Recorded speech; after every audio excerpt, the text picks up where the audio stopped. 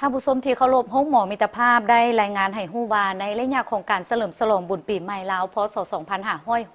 2569แต่วันที่11ถึง14เมษายน2026มีคนเจ็บย้อนอุบัติเหตุเข้าไปหับการปิ่นปัวหลายกว่า200กรณีเจ็บสาหัสเข้า ICU 4กรณีแต่บ่มีผู้เสียชีวิตและถ้าหากว่าเทียบใส่ปีที่ผ่านมาแม่นเพิ่มขึ้นสาเหตุที่พาให้ได้รับบาดเจ็บส่วนหลายก็แม่นการขาดสติในการไส้รถไส้ถนนในวันที่15เมษายนนี้ดร.อุไรวรรณ พรสวรรค์หัวหน้าแผนกฉุกเฉินห้องหมอมิตรภาพได้รายงานต่อทีมข่าวโทรภาพแห่งชาติลาวาในระยะเฉลิมฉลองบุญปีใหม่ลาวพศ2569แพทย์หมอพยาบาลของห้องหมอมิตรภาพแม่นได้เอาใจใส่จัดตั้งเวรยามเป็นพิเศษตลอด24ชั่วโมงเพื่อให้การบริการคนเจ็บให้ทั่วถึงว่องไวและปลอดภัยเฉพาะระยะนี้แม่นมีคนเจ็บเข้าปิ่นปัวหลายขึ้นในมื้อหนึ่งโรงหมอได้จัดแบ่งพนักงานสายภายในและภายนอกประจำการ20กว่าคนในนี้ทานหมอ15คนและพยาบาล12คนเฉพาะการบริการอยู่แผนกฉุกเฉินในเฉพาะ4วันนับแต่วันที่11-14เมษายนมีคนเจ็บเข้ามาถึง700กว่ากรณีในนี้กระทบรวม500กว่ากรณีคนเจ็บย้อนอุบัติเหตุทางท้องถนน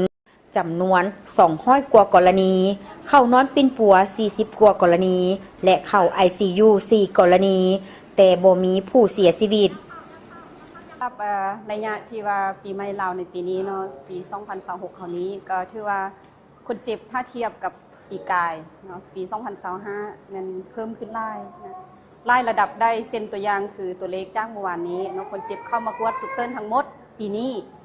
222คนเนาะหรือว่า222กรณีแต่ปีกายเนาะปี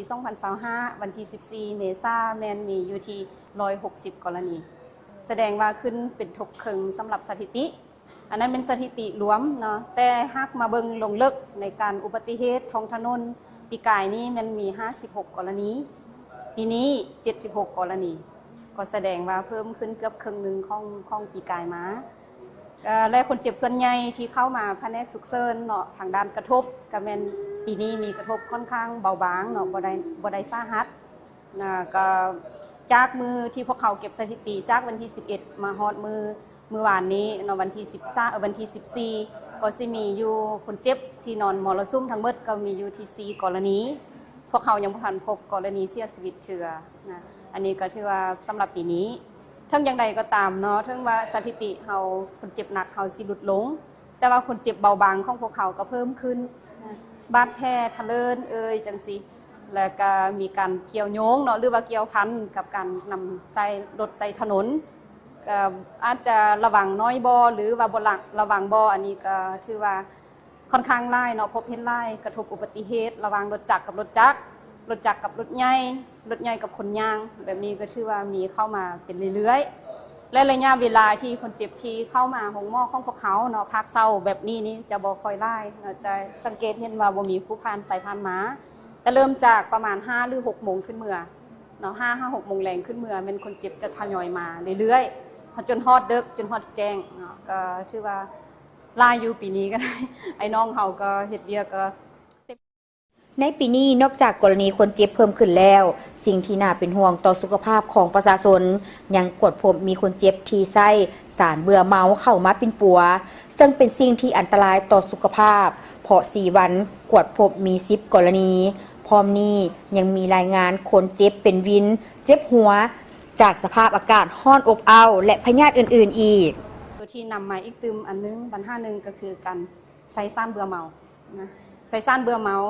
ทางท่านหมอเองก็บ่ฮู้ว่าเบื่อเมาที่เพิ่นใส่ให้มันยังแต่ว่ามาในรูปการที่ว่าเบื่อเมาเก็บสถิติแต่ละมื้อแต่ละวันก็ค่อนข้างว่าปีนี้ก็ถึงว่าสิบ่หลายสิกายเนาะแต่ก็ยังพอมาเรื่อยๆอยู่นะนอกจากใส่ซ่านเบื่อเมาแล้วยังเกี่ยวข้องกับอาการเจ็บท้องปวดท้องหรือแม้กระทั่งเจ็บหัวนะอาจจะแม่นย้อนอากาศร้อนเกินไปบ่หรือว่าออกแดดแล้วมีการเสียน้ำตั้งได้ตั้งนึงแบบนี้หรือไปกินอาหารที่ว่าเพราะว่ายามนี้ยามร้อนเนาะอากาศบ่ดีแด้สิก็กินอาหารเฮ็ดพาให้เจ็บท้องเจ็บกระเพาะแบบนี้ก็เข้ามาเรื่อย บ่แม่นแต่ว่าสิมีแต่อุบัติเหตุของถนนหลายพยาธิเนาะหลายสิ่งที่เข้ามาใน ต่อกับสภาพดังกล่าว ดร.อุไรวรรณ พรสวรรค์ได้แสดงความเป็นห่วงต่อสุขภาพของพ่อแม่ประชาชน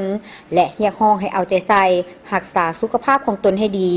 พร้อมนี้เพื่อรับประกันการบริการปิ้นปัวสุขภาพให้แก่พ่อแม่ประชาชนในระยะเฉลิมฉลองบุญปีใหม่ลาวพ.ศ.